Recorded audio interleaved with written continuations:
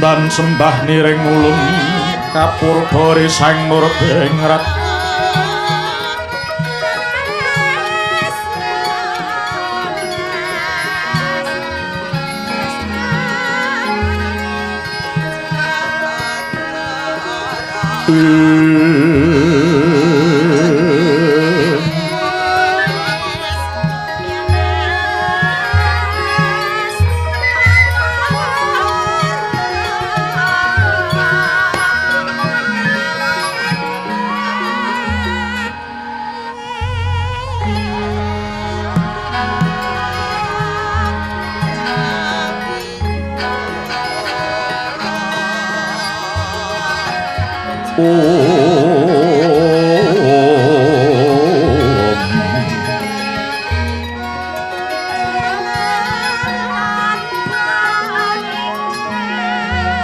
sahana nikang nikanang sehing tasih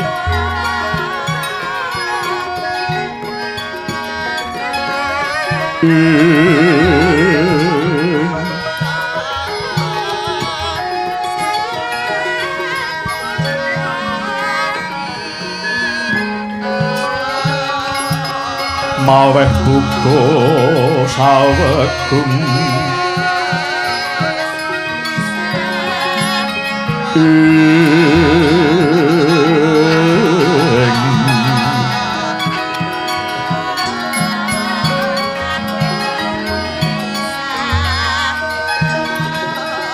masih ring delahan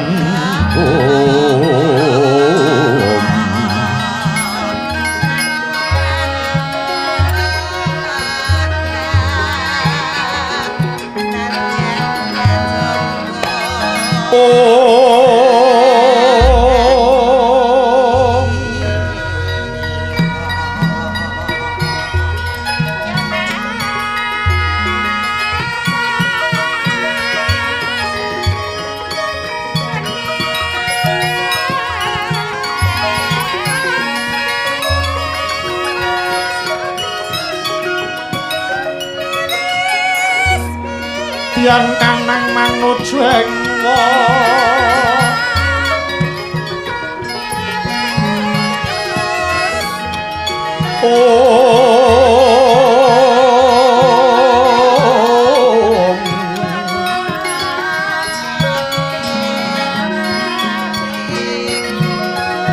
rinjeng nayakan ingrat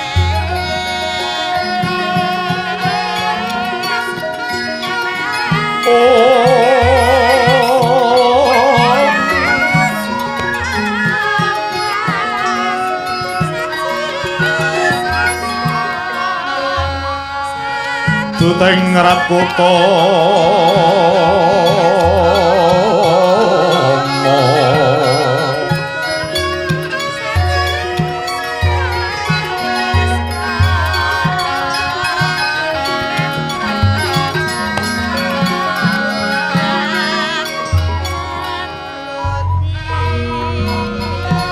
mangguwa manugrahing len sewa sugata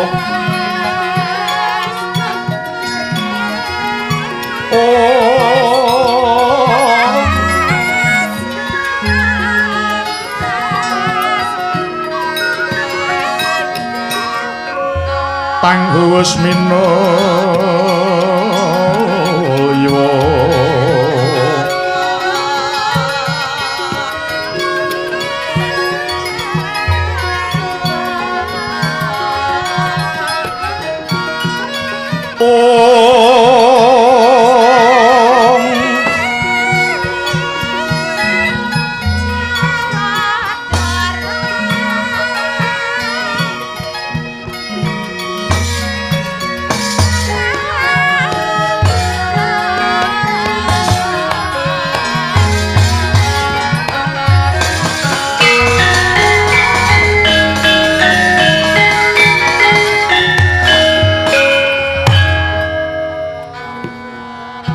suwuh Rata Pitana sinartan pangesti kasuryan Kalingga Candra ingkang werdine nenggih mamardi hayuning bawana kanthi sarana hamedhar luhuring budaya yaiku lungiting kagunan kina kang sinebat Ringgit Purwa.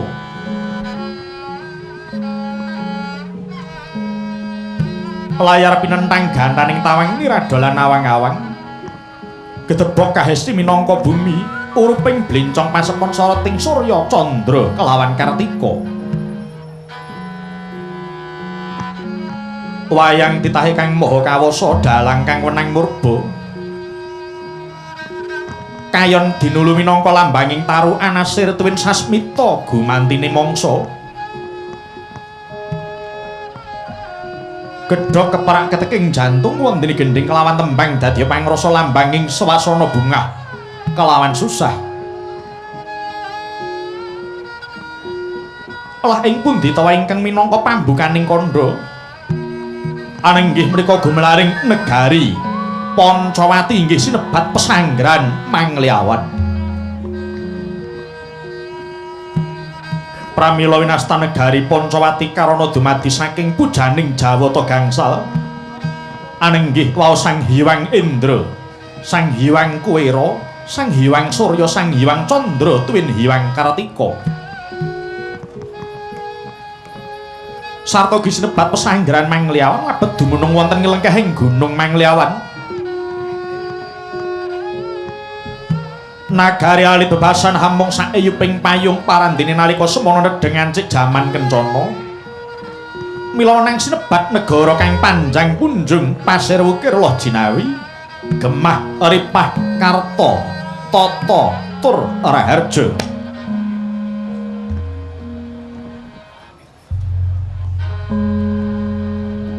Panjang dawa pocapane punjung luhur kawibawani. Wos kasusara kuncaraning bangsa teka manca awit negari Pancawati tuhu ageng tur inggih agung dasar hayom tur inggih ayem. Ageng lire jembar sarawungi gedhe wulu pametune turta caket cukup kawulani. Winastan agung labet negara kang gedhe obore padhang jagate dhuwur kukuse adoh marang kuncarane. Sinebat hayem awit kinarya pandam gurit naning pengayoman pernatan dadiya paugeran adil dadiya kanyatan dasare ayem labet ing kono dadiya tuk sumbering panggesangan. Pasir samudra wukir gunung Mangkuwerdi negari kinembong Jaladri pinasaharga. Mila datan mukalamu negari Pancawati kebeganing sungapan supitan tuwin mangku bandar pelabuhan. Allah tegese tulus kang tinandur jinawi murah kang samya tinuku. Dasar kawulane tekun olah tetanen datan kantun para misaya mina saben hari aglaring gisi ing bandar manjing samudra nitih palwalana anggindong jala. Pesamben Raja kaya datan kuciwa rahina aglar ing panggonan suruping ngarka mangsa mring kandangi dhewe-dhewe datan ana kang kecicir. Gemah katitik para dagang layar hinten talutan ana pedhote lumampah angupa boga anglur selur pindha prakiti kang baris ing inggiling sela. Candak kulatan kena piniak dol tinuku tansah lumitudaya dinayan mat sinamadan. Tuhu menika wis dadi ciri wanci gesanging warga ing Pancawati. Ripah tandha kahing janma kang samya bebodor ketitik kathah wis bebanjangan adu cocor tepung taritis. Desa ngadesa sangsaya reja, kutha raja datan kuciwa. Karta werdine tentrem tanpa lampah culika labet sinurung rasa manunggaling para kawula.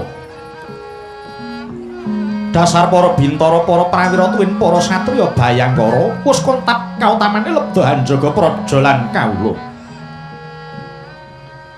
Mila ing Pancawati datan ana cara unjuk surya ngungalake dada.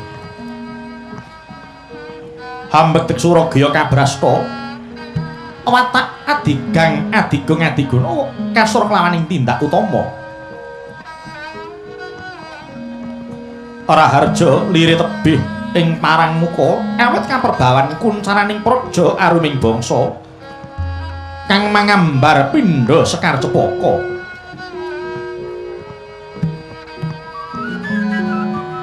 Anenggih wenang den ucapna sang nata kang asta pusaraning praja Jejuluk Prabu Rama Wijaya. Inggih, Prabu Rama Legawa ya Prabu Ragutama inggih Sang Nata Prabu Wisnumurti. Nyata lamun Narendra Pancamati tuhu Narendra Sumbaga Wirutama. Dasar Mahamektanuhita, Darmahita, Samahita, Sarahita. Lampahing pengadilan nindakaken dana wesiasat lere datan ambau kapine.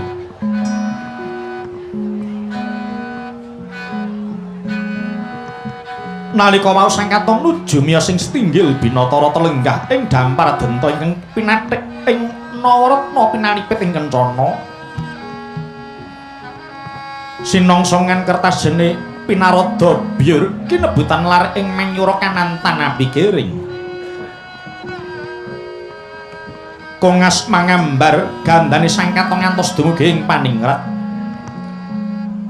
Kahayap para mbanceti manggung ketanggung biada pawongan kang sami hangampil upacara nata.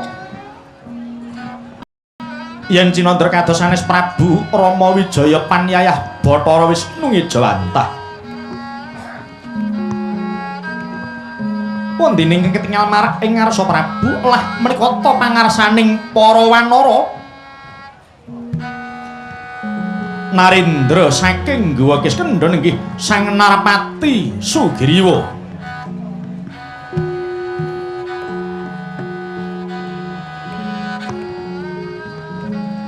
Wanara ageng inggil sak gubuk pencek gedene. Dasar sekti mandraguna prawira jayeng palugon. Datan kantun sinebah ingkang rayeng nggiri kastuba kekasih Raden Laksmana. Inggih Raden Murdaka ya Sang Sumitratmaja. Pundhening keparang wingking nenggih warangka Guwa Kiskendha kekasih Raden Patih Prawara Hanila. Wanara kang ngamung sak sawu kecik nanging pranyata ageng wibawane wenang mangreh para kawula Guwa Kiskendha.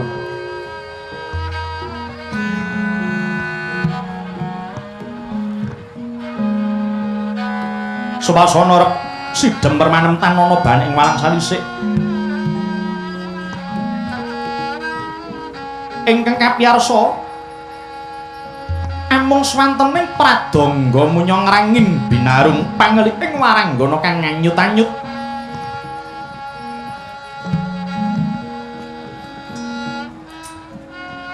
Wonten ing jawi ketingal begambar hamblat barakang samya sumewa. Anenggih sangya para wanara yen Cinandra yayah samudra wutah ing daratan. Ingkang tinindyan Raden Anomantu Raden Jayawanggada. Sedaya hamung nengga dawuh timbalan Sang Nata.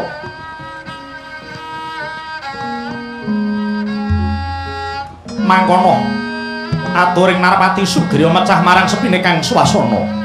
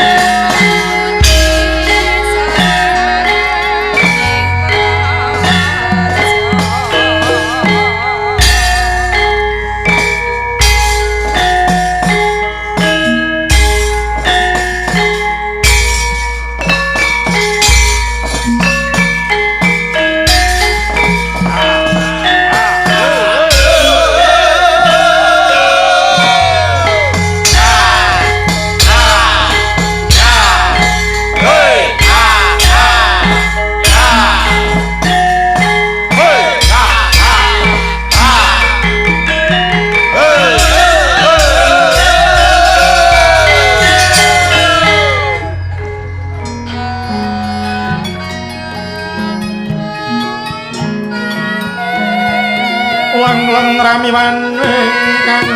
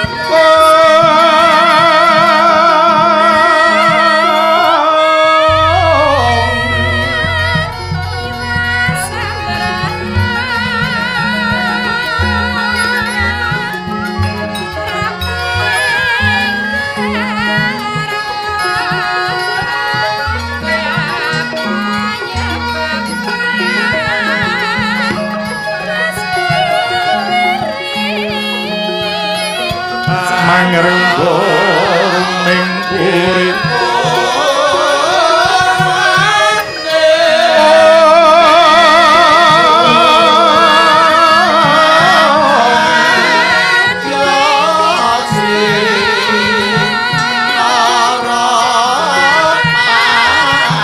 mangkin tanpa siring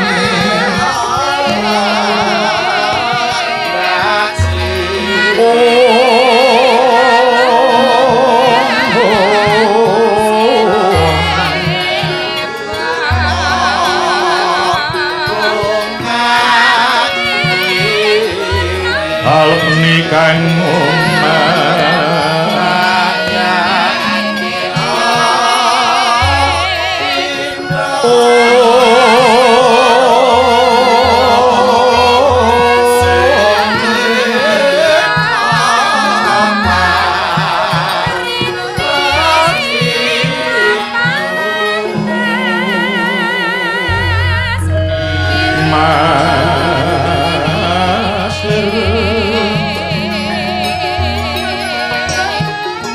murbing langit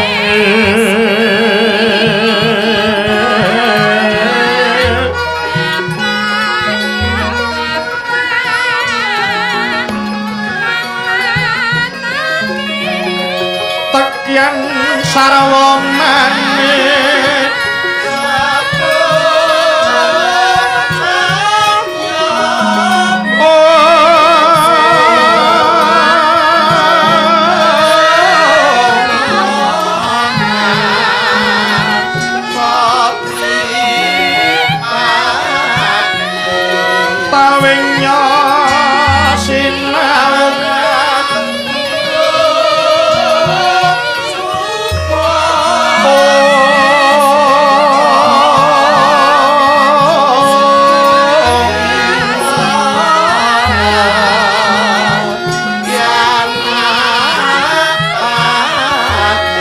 sat sekar sinuji tunggang sang prameswari lawan risang nata Rama Badra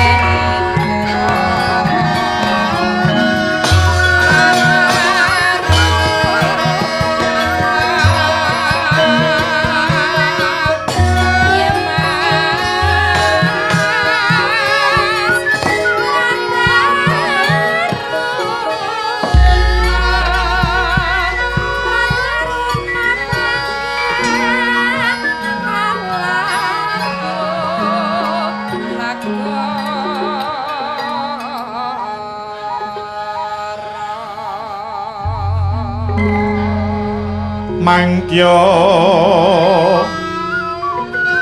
darajating praja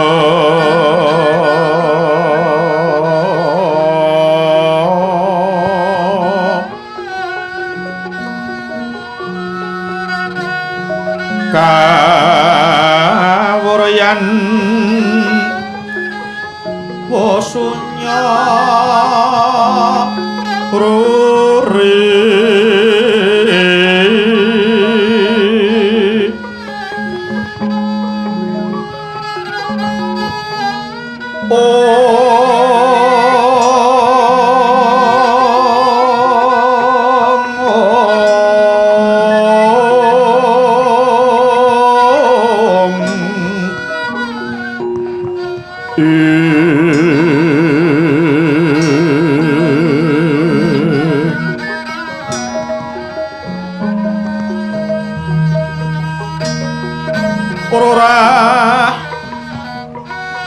pangrahing ukara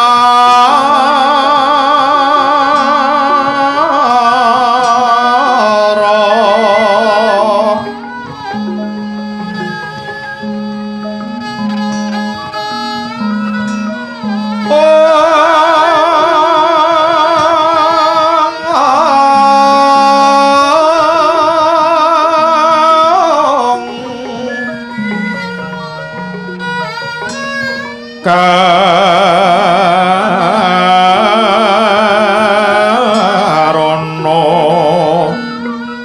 tanpa palubi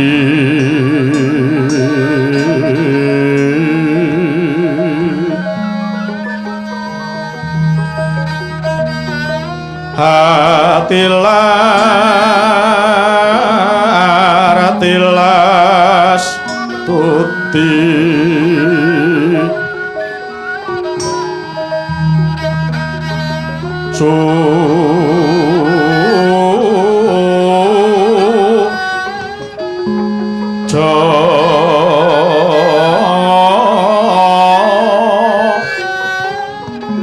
no sarajana kelu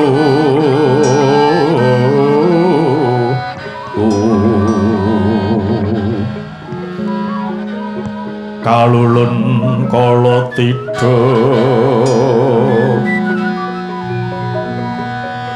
tidem tandhaning mati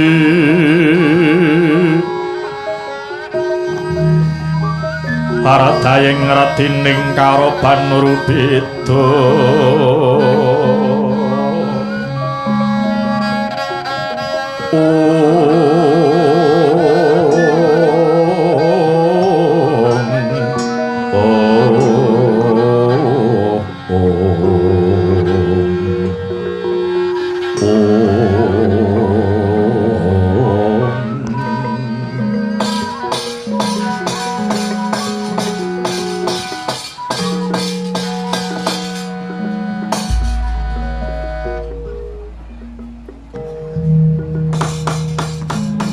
tidem jroning pasewakan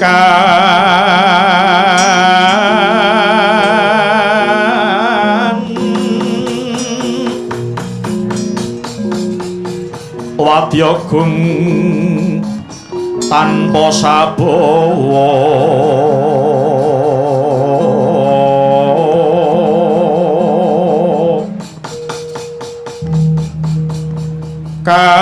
kapraban dening Sang Narapa kang mahambek maratutama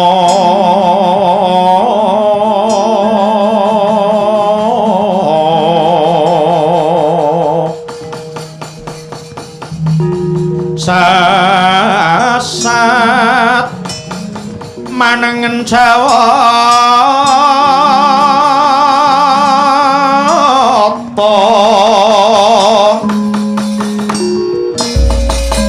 mangun kahonengan sesumuk ing nedya wingi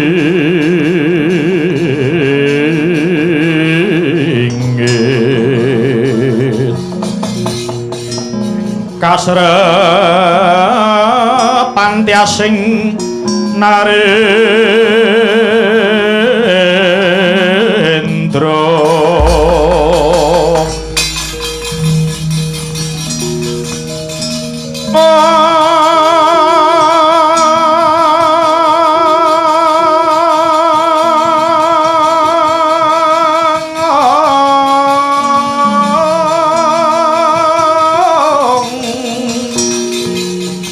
punjul samining tumita ber budi mandana raras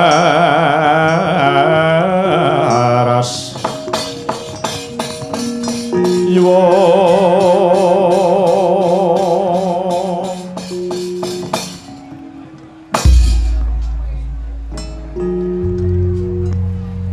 Nun amit pasang Kalimantabi sinuwun mawantu-wantu kula nyun gunging samudra pangat sami lebet menapa awit kula wani sumantaka matur ing ngarsa Padukendra ingkang tanpa tinimbalan duh sinuwun sampun dang wanggen kula ngabiyantara ing ngarsa Prabu namung sinuwun dereng kepareng-paring dawuh kepara kula tingali kados nembe ketaman Purwodatos. Sinuwun menawi kula ingkang kagalih lepat kula nyuwun pangapunten. Saha kula sagah andados ingrih kalepatan kula wau sinuwun. Kuwatos sing manah kula menawi Padukendra mboten ninggal paring dawuh. Tartamtu damel goreh urungipun para ingkang sami ngadhep menika sinuwun. Anjra ingkang puspitorum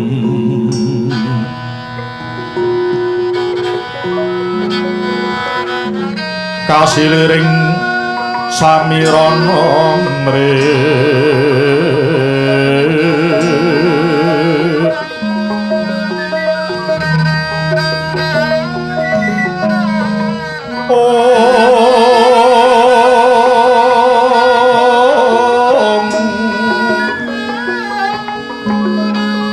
sekar gadung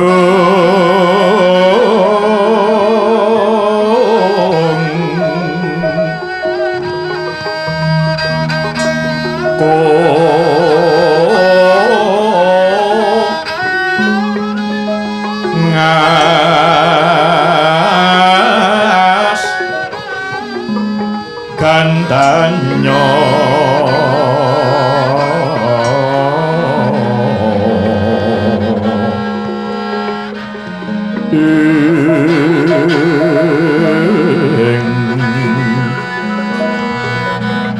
maweh raras renaning griya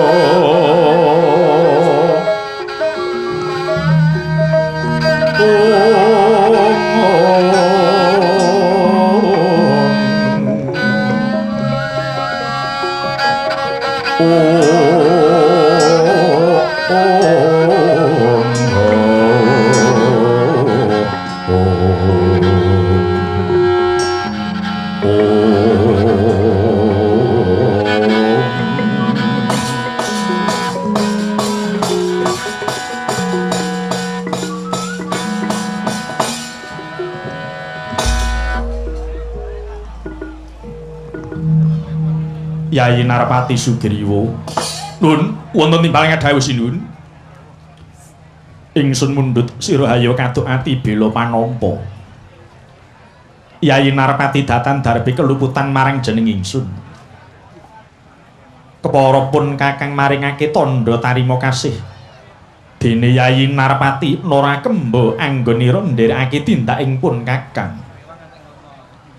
Prasasat ngukur dhuwuring gunung andhepani jembaring samudra siadi tansah ngatonake setya tuhu bekti marang Narendra. Waduh sinuwun jimat sesembahan kula menapa ingkang sampun kula pisungsungaken dhateng paduka kula wau babar pisan boten timbang menawi katraju kalian pitulungan paduka dhateng gesang kula menika sinuwun. Kula tasih inget nalika kula kawasesa dene Kakang Resi Subali ngantos badan kula kecepit ing asem dampit sampun wonten mitulung ngasta patuga sinuwun tangih kula saged uwal saking bebaya pejah menapa malih menawi kula inget dhateng kamurkanipun Kakang Subali ingkang kesinungan Aji Pancasanya temangking sakit lepating pejah sampun paduka ingkang nyirnakaken kula kinten jagat badhe ajur labet kabesmi dening angkaranipun Kakang Resi Subali ingkang menika sinuwun kula mboten saged atur piwales menapa-menapa namung kajawi jiwa raga kula dalah wadya bala wanara pinarengna suwita ing Padukendra saged labuh sabaya patituwin sabaya mukti kalorokna banget ing panariman ingsun Yayi Narmati Sugriwa Koko Prabu Sri Bathara Rama ana apa Dimas Laksmana nadyan ingkang ngrayipun Murdaka ugi boten kantun nedya nyeramakaken gesang kula sawetahipun kunjuk ing asta Paduka Koko Prabu. Sabab menapa? Inggih wiwit nalika bidhal saking negari Ayodya, rikala semanten estining manah kula mboten wonten sanes. Namung kajawi kepingin tut uri Paduka Kanjeng Koko Prabu Rama Wijaya.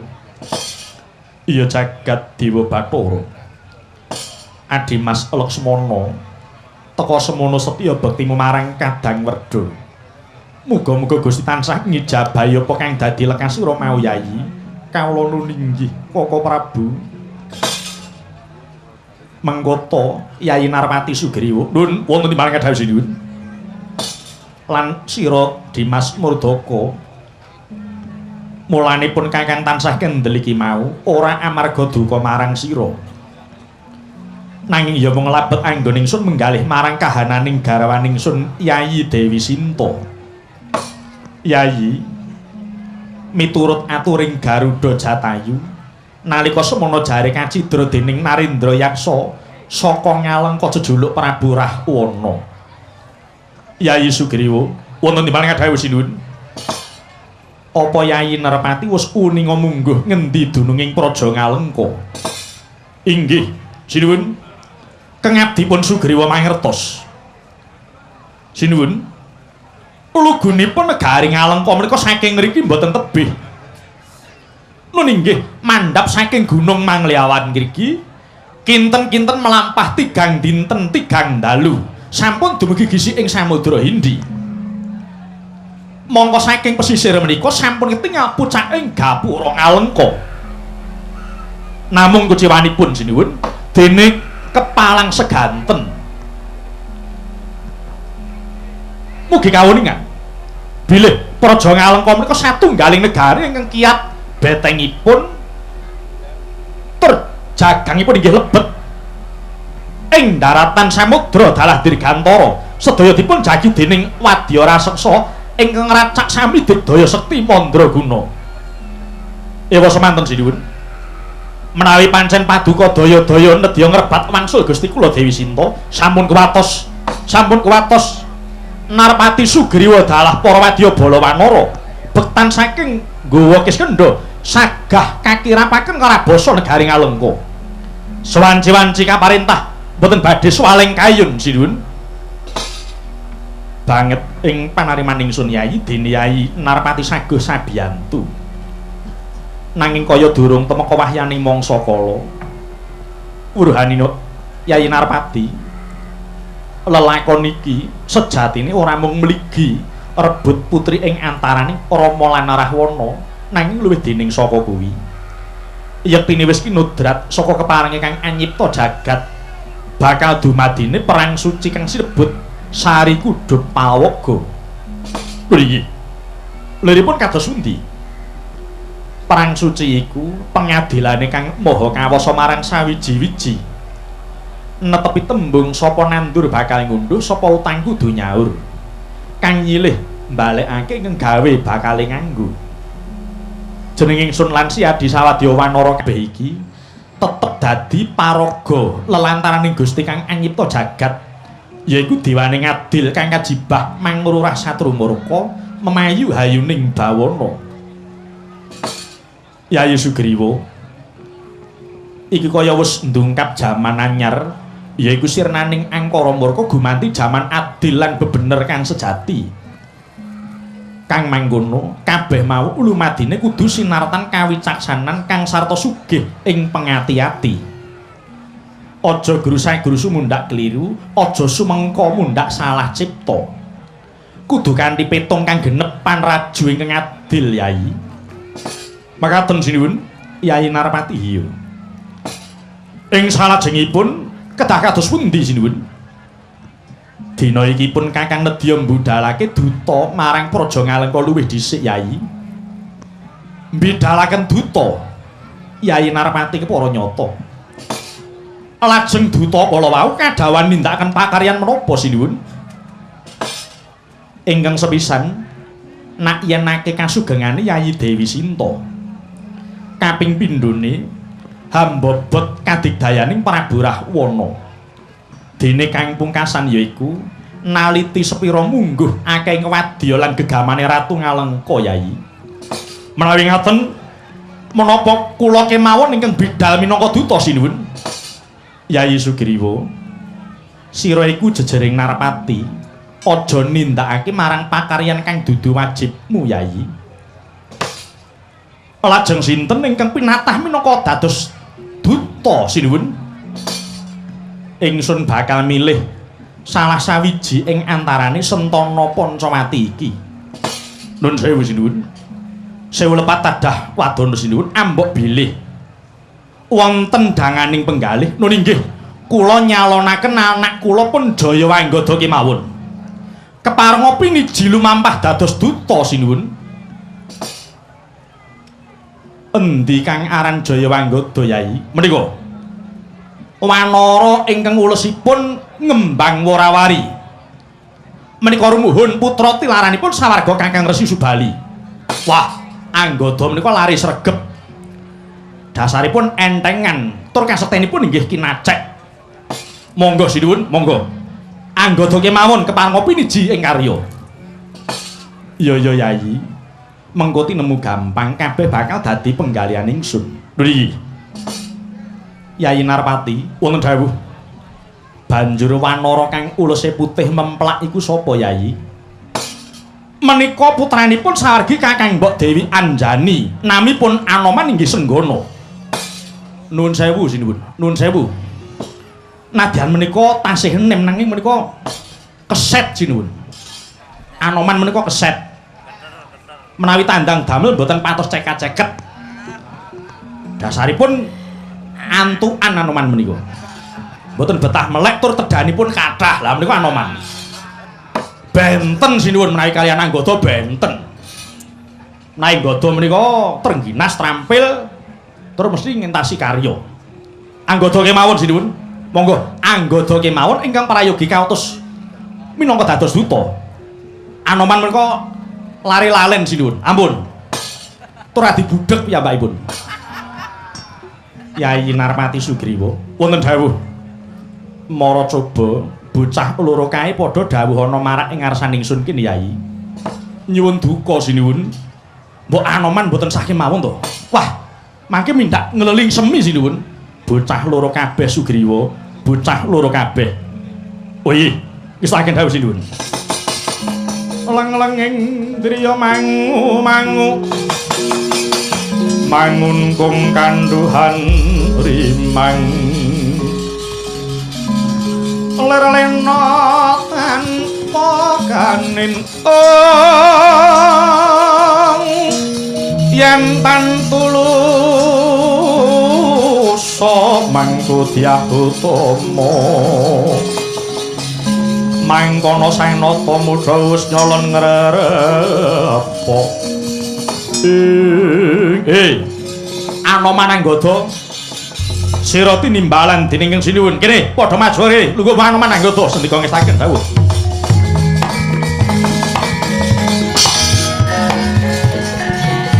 Ya telangening kalang nyuwana gelar pandam car tinon derek konan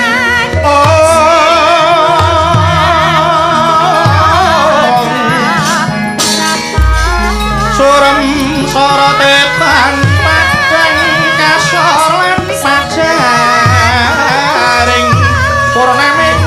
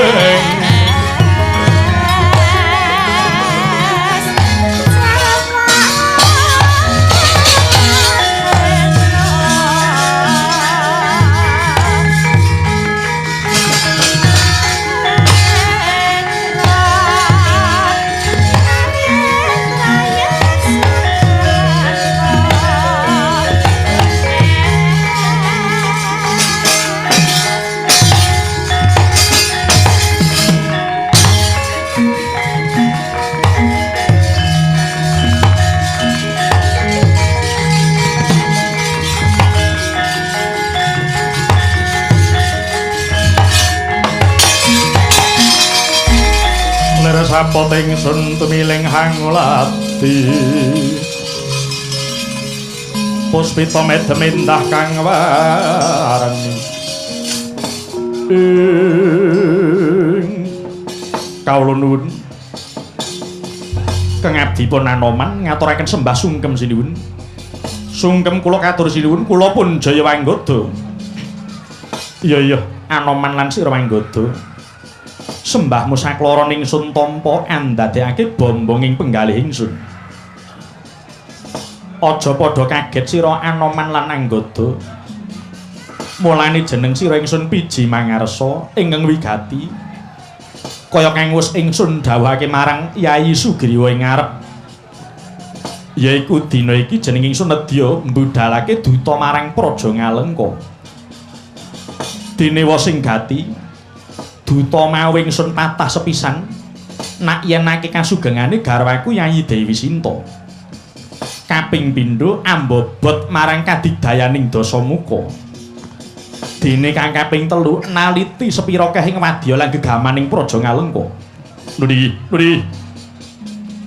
rene kang bakal ingsun utus mau mung siji mula aku kudu ana sing ngalah salah sawiji ing antarane sira Anoman lan Anggada kepriye apa sira Anggada saguh ingsun duta marang Ngalengka lho nggih sinuwun ingkang adipun Jaya Anggada sagah remuk kinarya sawur tugel minangka balang sinuwun iya Anggada sira saguh pirang dina menyang Ngalengka areh ning Praja Ngalengka menika negari gawat mila kula sagah sewulan wangsul sinuwun sesasi inggih setunggal wulan dipikir sik Anggada dipikir aja mung waton mangsulan ngerti ya saguh marang ratu kuwi takrane nyawa ngerti Anggada inggih paman sedaya sampun kula pitang jangkep paman Anoman nun kula wonten dawuh sinuwun upama sira ingsun piji minangka duta marang Ngalengka apa saguh senggono duh sinuwun mboten dadak mawi tembung upami menawi pun Anoman ingkang piniji sampun to malih namung dinuta dhateng Ngalengka mbok inggih manjing lak-lakaning naga utawi ambyur ing seganten latu kula namung sedika ngestakaken dawuh dadi sira uga saguh sagah sinuwun man mbok aja kumewat kowe le noleo githokmu kuwi lah wong klemar-klemer ngono kok gampang nyaguhi dadi dutaning sinuwun aja kementhos kowe Yayi Narpati nun kula keparenga kendel kuwi Anoman wonten dawuh sinuwun yen sira saguh banjur pirang dina balimu Anoman kula sagah gangsal 12 dinten wangsul 15 dina gangsal 12 dinten bocah iki saya kok mrekitik kuping man kok lancang temen ucapmu Yayi Sugriwa keparenga kendel sinuwun kepareng abdipun Anggada badhe unjuk atur ya matura kala wau kula matur bilih sagah sewulan wangsul nanging sareng kula manah-manah menika kedangon sinuwun menika kedangon banjur karepmu lho nggih Kula sagah sedasa dinten wangsul sinuwun. 10 dina. Inggih, sedasa dinten. Sinuwun ingkang abdi pun Anoman sagah gangsal dinten. 5 dina. Inggih, kula sagah gangsal dinten. Kang abdi pun anggota sagah 3 dinten. Anoman sagah sedinten sedalu sinuwun. Warga ngontap lireki netap Jojo bang mawi ngowengis kumatot patoning lati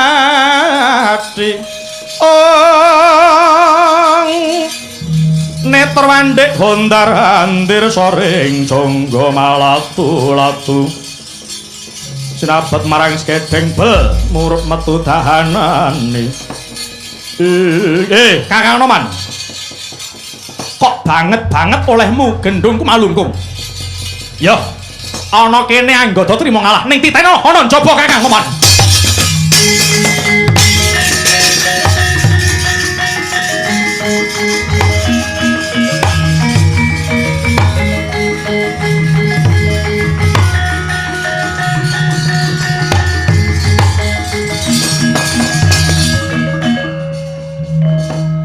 Anoman nun kula sinuwun areh ning sira kang saguh luwih rancak kang mangkono ingsun paring karampungan dina iki sira ingkang ingsun tetepake minangka dutan ingsun prapting negara Ngalengka.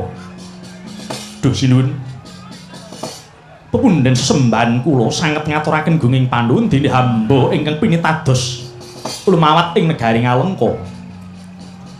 Kanggo panatandha menawa sira dutan ingsun mara iki tampan ana wujuding sesupe Satya Ludira. Sesupe iki tumuli caosna Gustimu Yayi Dewi Sinta kinen ngagem. Yen to sesupe mau logro apa sesak ateges Yayi Sinta wis ora suci meneh. Nanging yen tinemu sedeng utawa trep iku nyata Yayi Dewi isih suci. Kang mangkono matura marang Gustimu Yayi Sinta kinen ngenteni ramening para wanara kang bakal kadherekake jeneng ingsun bakal mapak Yayi Dewi marang Praja Ngalengka. Nuli sinuwun terang terwaca dawuh Paduka keparenga ngabdi nyuwun pamit saha nyuwun pangestu tumunten hamba bidal sakmenika sinuwun lelungsen tak bebangali pangestuku tumrap marang sira Anoman muga lebda ing karya. Paman Arpati kula nyuwun pangestu dieling-eling Anoman, dieling-eling saguh marang ratu kuwi tataane nyawa. Yen nganti kowe bali mongko ora lebda ing karya. Aja takon dosa. Tak cepaki wit sak dadunge nggantung gulumu. Iki keparing madhal pasilan nyuwun pangestu Paman Narpati.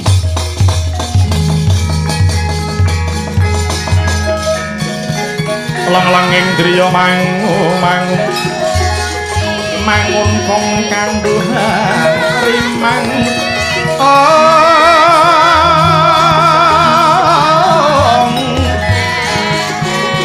lerelena tanpa kaning yen antulusa mangku sang tiaku tomo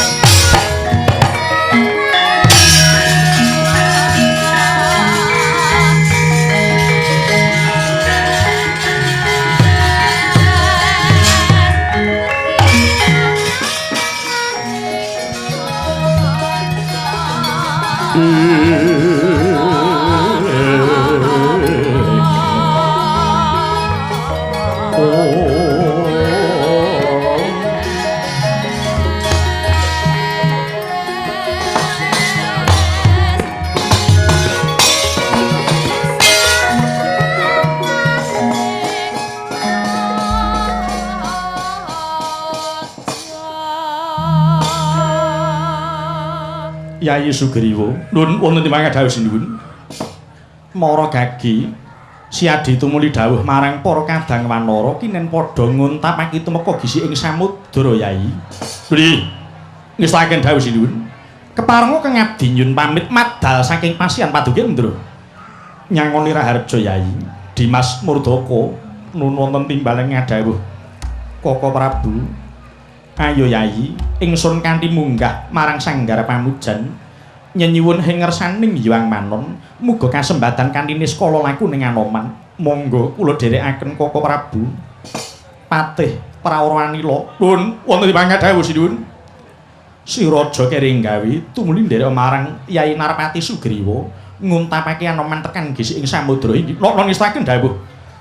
Paninggal sira metu njaba dawuhna marang kabeh para wanara supaya ngreksa marang kuncaraning Sun Anila. Napa ngestaken dawuh sinuwun.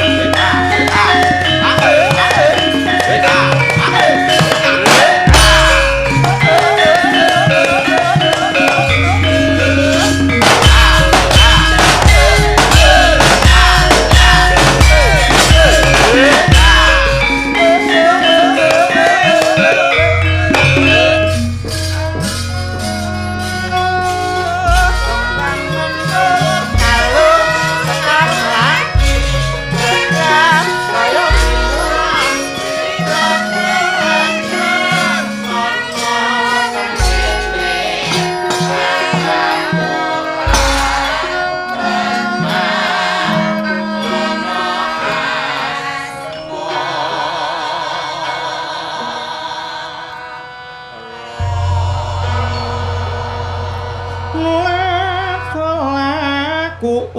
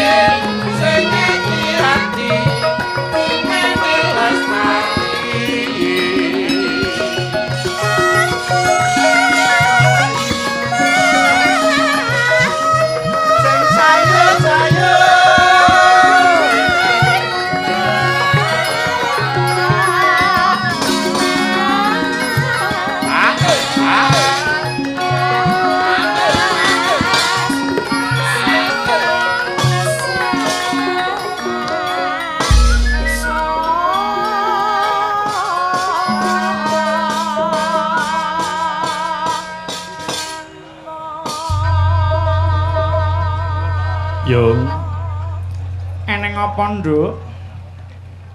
Tak sawang polatanmu kok kaya wong susah. Kuwi eneng apa to, Mak? Sing ora susah kuwi piye to, Ngkir? Yen aku ki ngrasake nasibmu kuwi. Nasibku piye to, Yung? Lah yen sak barakanmu wis do ngemban anak, gek kowe isih kluntang-klantung ijen ngono kuwi. Jenenge nasibmu kuwi apik apa elek coba pikiren nggih. Ya nuru mangsaku nasibku ya apik wae iki Yung. Wong ngrasa aku ya gak eneng owah-owahan apa-apa iki. Oh, kuwi ngono jenenge pikiran dablek iki ya kaya kowe kuwi. Lah wong umur wis kliwat saka 17 taun gek sawanganmu kuwi ya wis diwasa. Kenapa lah kok pacar kok nganti durung duwe Mongko kabisanmu kuwi ya sapa-sapa wis ngakoni. Apa ngono kuwi ora isin yen diarani perawan kasep nggih? Ketok temen yen daganganku ki bubruk ora ana sing ngambus blas. Oh, perkara kuwi to. Lho kok dimungke piye to ki ngarepe? Apa rumasamu kuwi dudu kahanan sing nguwatirke iya? Apa to anggap enteng kuwi? Bocah kok tanpa gelem mikir blas. Kowe rek wis tak kandhani to, Ngger.